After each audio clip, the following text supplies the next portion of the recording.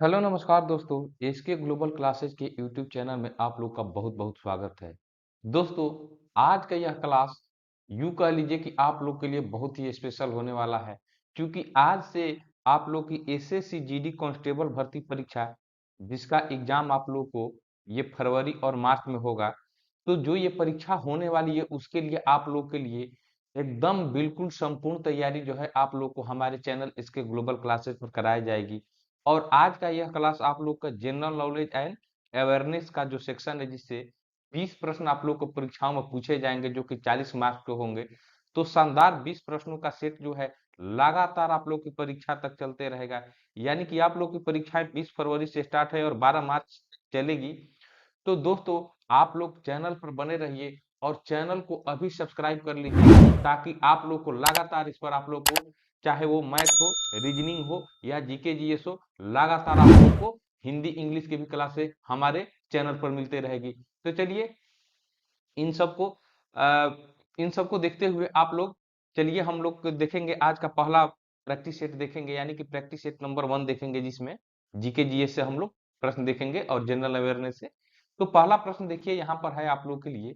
ये पहला प्रश्न है कि सिंधु घाटी सभ्यता का स्थल धौलावीरा किसके लिए प्रसिद्ध है? सिंधु घाटी सभ्यता का स्थल धौलावीरा किसके लिए प्रसिद्ध है? आप लोग के पास ऑप्शन है। ए शैलकृत वास्तुकला के लिए, बी गोदीबड़ा के लिए, सी जल प्रबंधन के लिए, डी मिट्टी के बर्तन के लिए। तो इन चारों ऑप्शनों में से कौन सा ऑप्शन जो हो जाएगा इसके लिए सही हो जाएगा? तो दोस्तों, आप लोग के लिए बस थोड़ा सा समय देंगे।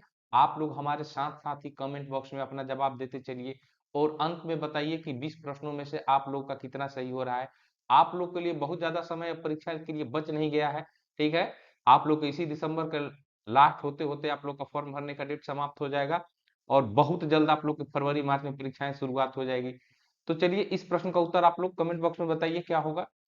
तो इस प्रश्न का जो उत्तर हो जाएगा दोस्तों, ये हो जाएगा धौलावीरा जो है दोस्तों, ये जल प्रबंधन के लिए प्रसिद्ध है। सिंधु घाटी सभ्यता का यह स्थल है दोस्त, जिसका ये जल प्रबंधन के लिए प्रसिद्ध है। चलिए नेक्स्ट प्रश्न की ओर चलेंगे। नेक्स्ट प्रश्न, दूसरा नंबर प्रश्न है कि बौद्ध मत के अष्टांगिक मार्ग में निम्नलिखित में से क्या शामिल नहीं किया गया है? ठीक है ना, ये अष्टांगिक मार्ग जो है बौद्ध मत में, ठीक है, तो इसमें क्या शामिल नहीं किया गया है? तो ऑप्शन देखिए आप लोग के पास है। सम्यक वचन, सम्यक व्यायाम, सम्यक इच्छा, सम्यक कर्मांत। तो इन चारों ऑप्शनों में से कौन सा ऑप्शन सही हो जाएगा? आप लोग इसका कमेंट बॉक्स में दीजिए। मैं कमेंट बॉक्स में इसलिए बोल रहा हूं दोस्तों कि आप लोग के लिए ये प्रैक्टिस सेट है, और प्रैक्टिस सेट में साथ साथ आप लोग प्रश्नों का उत्तर देते चलेंगे, तो आप लोग का बिल्कुल एकदम रियल वाला फीलिंग होगा। क्योंकि आप लोग की परीक्षाएं भी है वो सीबीटी होने वाली है, यानी कि कंप्यूटर बेस्ड टेस्ट होने वाला है। और इस बार 26,146 पोस्ट के लिए आप लोग को ये वैकेंसी होना है। तो दोस्त मेरे, इस प्रश्न का उत्तर क्या होगा आप लोग बताइए कमेंट बॉक्स में। तो इस प्रश्न का जो उत्तर हो जाएगा आप लोगों को, ये हो जाएगा आप लोग को सम्यक इच्छा जो हो जाएगा, ये अष्टांगिक मार्ग में शामिल इसको नहीं किया गया है। बाकी एक सम्यक वचन, सम्यक व्यवहार, सम्यक कर्मांत, ये तीनों जो है आप लोगों को ये अष्टांगिक मार्ग में शामिल है। ठीक है, तो इन चीजों को आप देख लीजिएगा। चलिए नेक्स्ट प्रश्न की ओर चलेंगे। नेक्स्ट प्रश्न तीसरा नंबर है कि गुजरात राज्य में पहली बार जजिया कर लागू करने वाला शासक कौन था? गुजरात राज्य में पहली बार जजिया कर लागू करने वाला पहला शासक कौन था? तो दोस्त मेरे, इस प्रश्न का उत्तर आप लोग का है अहमद शाह प्रथम, महमूद बेगड़ा, मुजफ्फर शाह प्रथम, डी मुजफ्फर शाह द्वितीय। ये चार ऑप्शन आप लोग के पास है, इसमें से कौन सा ऑप्शन सही होगा आप लोग बताइए। तो दोस्त, इस प्रश्न का जो उत्तर हो जाएगा आप लोगों को, ये अहमद शाह प्रथम जो हो जाएगा, ये आप लोग के लिए बिल्कुल सही जवाब हो जाएगा। तो दोस्तों, आज का यह प्रैक्टिस सेट जो है आप लोग के लिए बिल्कुल आप लोग के सिलेबस के अनुसार बना है। ठीक है ना, तो पहले हम लोग इसमें हिस्ट्री के प्रश्नों को देखेंगे, यानी कि इतिहास के प्रश्नों को देखेंगे, भूगोल से देखेंगे, भारतीय संविधान से देखेंगे, भारत और उनके पड़ोसी देश, खेल से, आर्थिक दृश्य से, राजनीति से। तो इन सारी चीजों को हम लोग इस प्रैक्टिस सेट के माध्यम से, और बिल्कुल आप लोगों के सिलेबस के अनुसार इस प्रैक्टिस सेट को बनाया गया है। तो आप लोग वीडियो के अंत तक बने रहिएगा और शानदार लगातार रोज आप लोग प्रैक्टिस सेट हमारे चैनल पर लगाने आ जाइए। आप लोग के लिए मैं कोशिश करूंगा कि रोज आप लोग को प्रैक्टिस सेट जो है हमारे चैनल पर मिले। अगर नहीं भी हुआ तो एक दिन बीच करके तो आप लोग को जरूर प्रैक्टिस सेट मिल जाएगा। और आप लोग की संपूर्ण तैयारी जो है इस चैनल पर कराई जाएगी। तो चलिए नेक्स्ट प्रश्न की ओर चलेंगे। नेक्स्ट प्रश्न नंबर चौथा है कि निम्न में से किस वायसराय ने 1882 में हंटर कमीशन की नियुक्ति की थी? यहाँ पर किस वायसराय ने 1882 में हंटर कमीशन की नियुक्ति की थी? ऑप्शन है Lord Minto, Lord Mayo, Lord Ripon, Lord Lytton. तो इन चारों ऑप्शनों में से कौन सा ऑप्शन सही हो जाएगा? तो दोस्त मेरे, ये जो लॉर्ड रिपन जो हो जाएंगे, इन्हीं को हंटर कमीशन की नियुक्ति जो है इनके द्वारा ही की गई थी 1882 ईस्वी में। तो इसको याद रखिएगा, ये सन भी आप लोग याद रखिएगा। हो सकता है परीक्षा में आप लोग को सन भी पूछ दे कि कब ये लागू हुआ था, तो 1882 में। चलिए नेक्स्ट प्रश्न की ओर। यहाँ पर आप लोग को पांचवा प्रश्न है कि बाणगंगा महोत्सव निम्नलिखित में से किस राज्य से संबंधित है? ये बाणगंगा महोत्सव की बात की जा रही है दोस्त। तो बाणगंगा महोत्सव जो है ये निम्नलिखित में से किस राज्य से संबंधित है? ऑप्शन है आप लोग के पास पंजाब, सिक्किम, उत्तराखंड, महाराष्ट्र। इन चारों ऑप्शनों में से कौन सा ऑप्शन सही हो जाएगा? तो दोस्तों बाणगंगा महोत्सव जो है ये आप लोग को महाराष्ट्र राज्य में ये मनाया जाता है। बाणगंगा महोत्सव जो है ये महाराष्ट्र राज्य में मनाया जाता है। चलिए नेक्स्ट प्रश्न की ओर चलेंगे हम लोग। नेक्स्ट प्रश्न प्रश्न नंबर 6 है कि उस्ताद अमजद अली खां को किस संगीत उपकरण में महारत हासिल है? उस्ताद अमजद अली खां की बात की जा रही है। ऑप्शन है आप लोग के पास सरोद, वायलिन, सितार, शहनाई। ये चार ऑप्शन आप लोग को दिए गए हैं। इन चार ऑप्शनों में से कौन सा ऑप्शन सही होगा? तो दोस्तों उस्ताद अमजद अली खां की बात की जाए तो ये सरोद वादक है। क्या है ये? सरोद वादक है। चलिए नेक्स्ट प्रश्न की ओर। नेक्स्ट प्रश्न प्रश्न नंबर 7वां है आप लोगों को। देखिए यहाँ पर ये आप लोग के राज व्यवस्था से यानी पॉलिटी से ये क्वेश्चन है कि एकात्मक सरकार में समस्त शक्तियां किसके हाथ में होती है? एकात्मक सरकार में समस्त शक्तियां किनके हाथ में होती है? तो इस प्रश्न का आप लोग को आंसर आप लोग को चार दिया हुआ है। स्थानीय सरकार, केंद्रीय सरकार, प्रांतीय सरकार, पंचायत। इन चार ऑप्शनों में से कौन सा ऑप्शन इसके लिए सही हो जाएगा? तो दोस्त मेरे, इस प्रश्न का जो उत्तर हो जाएगा आप लोग को ये केंद्रीय सरकार जो हो जाएगा, आप लोग को ये इस प्रश्न का आंसर हो जाएगा। तो आप लोग साथ साथ मैं आशा करता हूं कि आप लोग मेरे साथ साथ ही कमेंट बॉक्स में इसका जवाब देते चल रहे होंगे। और आप लोग दोस्तों एकदम बिल्कुल रेगुलर चैनल पर बने रहिए। और इसीलिए मैं कह रहा हूं कि अगर चैनल को सब्सक्राइब नहीं किए हैं तो चैनल को सब्सक्राइब कर लीजिए, क्योंकि मैं भरसक कोशिश करूंगा कि आपकी पूरे सिलेबस को कंप्लीट करने का अपने चैनल के माध्यम से, इसके ग्लोबल क्लासेस के माध्यम से। तो आप लोग बस वीडियो के अंत तक बने रहिएगा और चैनल को जरूर सब्सक्राइब कर लीजिएगा, ताकि आप लोग को रेगुलर जो है वीडियो एसएससी जीडी कांस्टेबल के लिए मिलता रहे। चलिए नेक्स्ट प्रश्न फिर। नेक्स्ट प्रश्न नंबर 8वां है कि निम्नलिखित में से कौन सा मूल अधिकार में शामिल नहीं है? यहाँ पर मूल अधिकार में शामिल नहीं है की बात की जा रही है। ऑप्शन है समता का अधिकार, शोषण के विरुद्ध अधिकार, हड़ताल करने का अधिकार, धर्म की स्वतंत्रता का अधिकार। इन चारों में से कौन सा मूल अधिकार में शामिल नहीं है? तो दोस्त मेरे, इस प्रश्न का जो उत्तर आप लोग को हो जाएगा, ये हड़ताल करने का अधिकार जो है ये आप लोग को मूल अधिकार में शामिल नहीं है। बाकी ये समता का अधिकार भी है आप लोग को, शोषण का अधिकार भी है, धर्म की स्वतंत्रता की अधिकार है। आप लोगों के लिए इंडियन पॉलिटी से यानी कि भारतीय राज्य व्यवस्था से हमारे चैनल पर बहुत वीडियो आप लोग के लिए उपलब्ध है महत्वपूर्ण। यूं कह लीजिए कि हमारे चैनल पर आप लोग के लिए बहुत ही शानदार वीडियो का संग्रह आप लोग के लिए उपलब्ध है। आप लोग करेंट अफेयर और पॉलिटी के लिए, साइंस के लिए और बाकी सब्जेक्ट वाइज भी हमारे चैनल पर वीडियो को आप लोग देख सकते हैं। तो आप लोग प्लेलिस्ट में जाकर उन सबको भी देख लीजिएगा। चलिए नेक्स्ट प्रश्न की ओर। नेक्स्ट प्रश्न नंबर 9 है कि अंडमान और निकोबार द्वीप समूह क्षेत्र का उच्च न्यायालय किस राज्य के अंतर्गत है? अंडमान और निकोबार द्वीप समूह क्षेत्र का उच्च न्यायालय किस राज्य के अंतर्गत है दोस्त? तो इस प्रश्न का उत्तर आप लोग को दिया हुआ है, चार ऑप्शन दिया हुआ है यहाँ पर। तमिलनाडु, पश्चिम बंगाल, आंध्र प्रदेश, कर्नाटक। इन चार ऑप्शनों में से कौन सा ऑप्शन सही हो जाएगा? तो इस प्रश्न का जो सही जवाब हो जाएगा दोस्तों, ये हो जाएगा पश्चिम बंगाल। पश्चिम बंगाल का कोलकाता उच्च न्यायालय जो है दोस्तों, ये कोलकाता उच्च न्यायालय के अधीन ही अंडमान और निकोबार द्वीप समूह क्षेत्र आता है। ठीक है ना? तो यहाँ की मतलब जितनी भी वहाँ की केस जितने भी जो भी होते हैं वो कलकत्ता उच्च न्यायालय में उसकी सुनवाई होती है। तो इस चीज को आप लोग ध्यान रखिएगा। आप लोग के लिए इस वीडियो में मैं बहुत ज्यादा ये डिस्क्रिप्शन करने का या डिस्क्राइब करने की जरूरत मैं नहीं समझता हूँ, क्योंकि ये प्रैक्टिस सेट है और आप लोगों को कम समय में ज्यादा आप लोग को प्रश्न सॉल्व करने के लिए मिल जाए, यूं कह ले कि प्रैक्टिस करने के लिए मिल जाए, तो इससे अच्छी बात क्या हो सकती है। तो मैं कोशिश करूंगा कि 18 से 20 मिनट में आप लोग को ये वीडियो जो है ये खत्म हो जाए। तो चलिए नेक्स्ट प्रश्न की ओर चलेंगे हम लोग।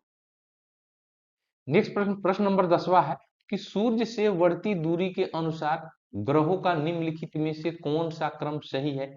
सूर्य से बढ़ती दूरी, तो देखिए ऑप्शन देखिए आप लोग के पास है बुध शुक्र पृथ्वी मंगल, बुध पृथ्वी मंगल शुक्र, बुध मंगल पृथ्वी शुक्र, बुध शुक्र पृथ्वी। तो इन चारों ऑप्शनों में से कौन सा सही हो जाएगा। तो सबसे पहले बात जान लीजिए कि सूर्य के सबसे नजदीक जो ग्रह है तो ये बुध है, ठीक है ना, ये बुध है, ठीक है। तो देखिए बुध तो सब में है। उसके बाद देखिए यहाँ पर शुक्र जो हो जाएगा ये बिल्कुल सही है, बुध के बाद शुक्र आएगा। उसके बाद आता है पृथ्वी, उसके बाद आता है मंगल, ठीक है ना। तो ये जो ऑप्शन वन जो है आप लोग के लिए इस प्रश्न के लिए बिल्कुल सही जवाब हो जाएगा। ऑप्शन वन जो है ये इस प्रश्न के लिए बिल्कुल सही जवाब हो जाएगा।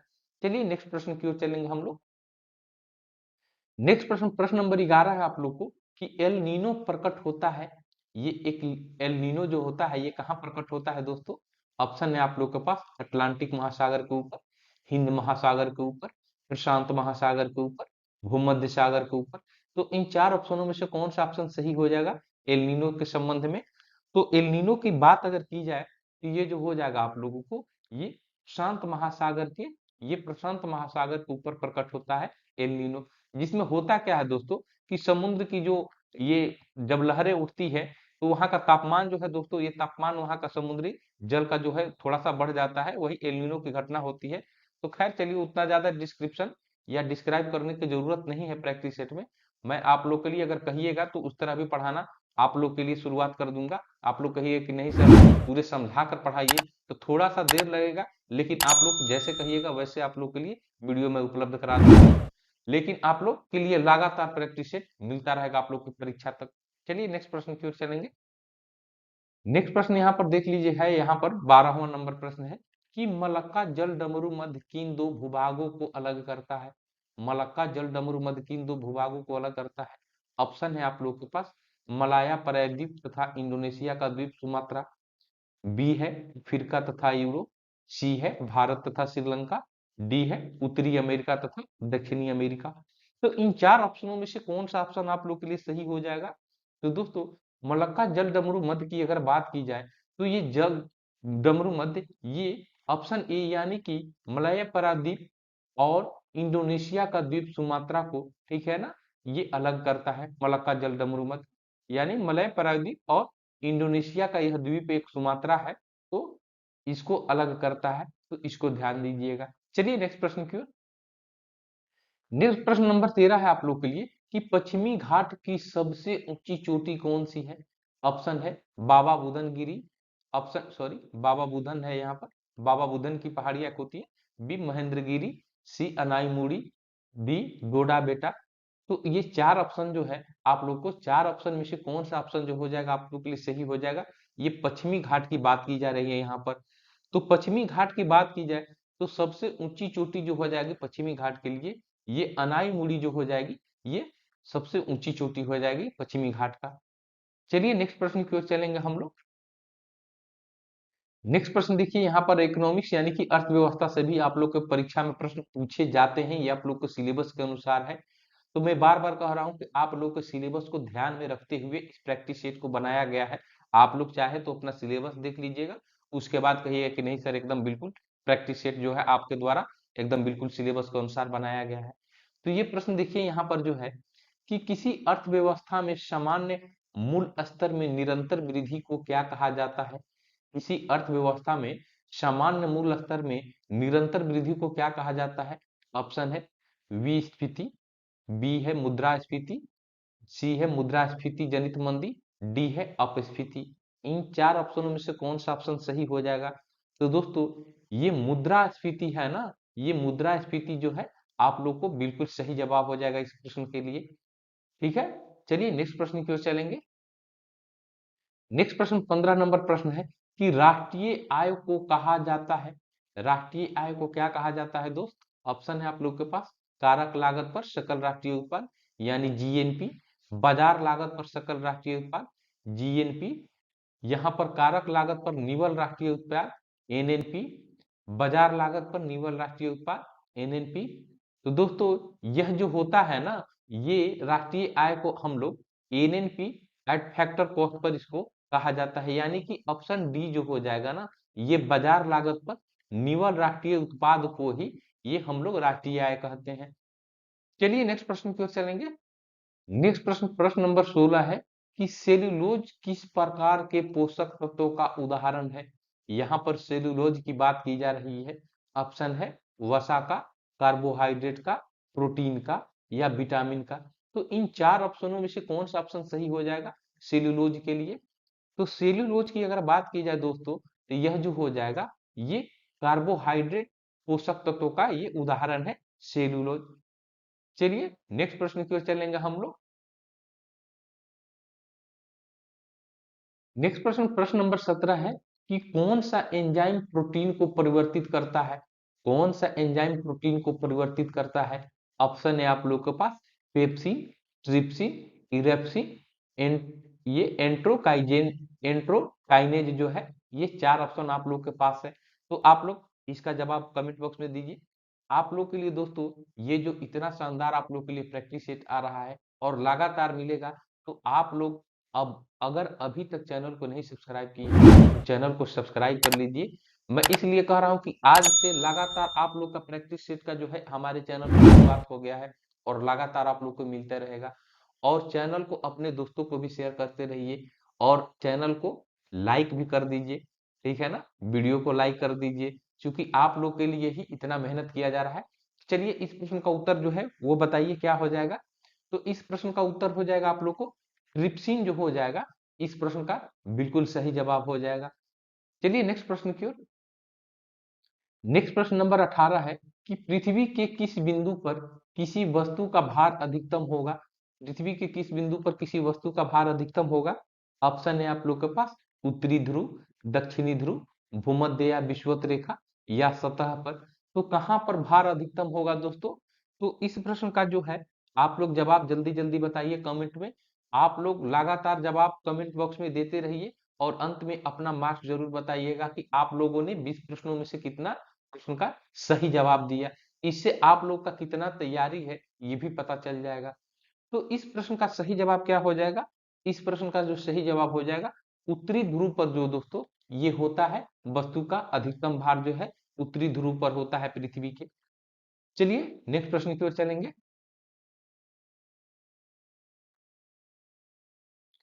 नेक्स्ट प्रश्न नंबर 19 है, यहाँ पर देखिए कि फेडेक्स कप, यहाँ पर फेडेक्स कप की बात की जा रही है। फेडेक्स कप निम्नलिखित में से किस खेल से संबंधित है? फेडेक्स कप की बात की जा रही है। ऑप्शन है आप लोग के पास बैडमिंटन, गोल्फ, टेनिस, फुटबॉल। ये चार ऑप्शन आप लोग को साथ में दिए हुए हैं। इन चार ऑप्शनों में से कौन सा ऑप्शन सही हो जाएगा फेडेक्स कप के लिए? तो दोस्तों फेडेक्स कप जो है ना, ये जो है गोल्फ से संबंधित है, ठीक है ना, ये गोल्फ जो खेल होता है उससे जो है संबंधित है फेडेक्स कप। चलिए नेक्स्ट प्रश्न की ओर चलेंगे। नेक्स्ट प्रश्न है आज का 20वां नंबर प्रश्न है। देखिए एक पुस्तक से आप लोग को ये प्रश्न है कि निम्नलिखित में से कौन 150 ईयर यानी कि 150 year of celebrating the Mahatma the South African legacy पुस्तक के लेखक है? ये बहुत ही महत्वपूर्ण क्वेश्चन है दोस्तों और कई परीक्षाओं में ये क्वेश्चन पूछा गया है ये इस पुस्तक से रिगार्डिंग, यानी कि 150 years of celebrating the Mahatma the South African legacy, ये पुस्तक के लेखक कौन है? आप लोग के पास चार ऑप्शन है, फकीर हसन, डैनियल वुडरे, फेडरिक टूटेन, फरीद जकारिया। ये चार ऑप्शन में से कौन सा ऑप्शन सही हो जाएगा? तो इस प्रश्न का ये जो हो जाएगा ना, ये फकीर हसन जो है इस पुस्तक के लेखक हैं, ठीक है, ये फकीर हसन जो है इस पुस्तक के लेखक हो जाएंगे। तो आप लोग के लिए 20 प्रश्न जो है आप लोग के शानदार तरीके से आप लोग के समक्ष में आप लोग के लिए लेकर आ गया हूं और आप लोग के लिए समझा भी दिया हूं। तो दोस्तों ये पहले एक और चीज यहाँ पर मैं आप लोग को बता दे रहा हूँ कि ये जितने भी प्रश्न आप लोग को परीक्षा में पूछे जाएंगे ये दो दो मार्क्स के पूछे जाएंगे, यानी कि 20 प्रश्न जो है आप लोग के 40 मार्क्स के लिए पूछे जाएंगे और इसमें निगेटिव मार्क होता है आप लोग को 0.5 होता है।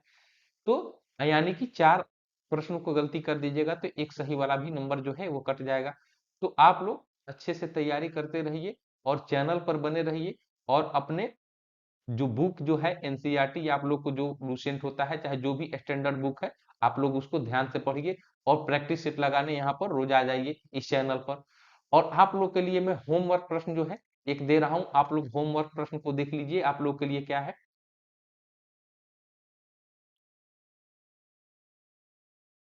तो ये है आप लोग के लिए होमवर्क प्रश्न। प्रश्न है आप लोग के पास, चंद्रगुप्त मौर्य का जन्म कब हुआ था?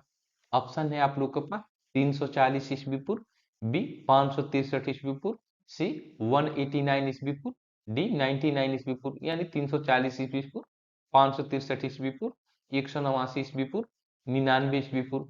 इन चारों ऑप्शनों में से कौन सा ऑप्शन जो हो जाएगा इस प्रश्न का सही जवाब हो जाएगा? और आप लोग को ये कमेंट बॉक्स में जो है आप लोग इसका जवाब दीजिए।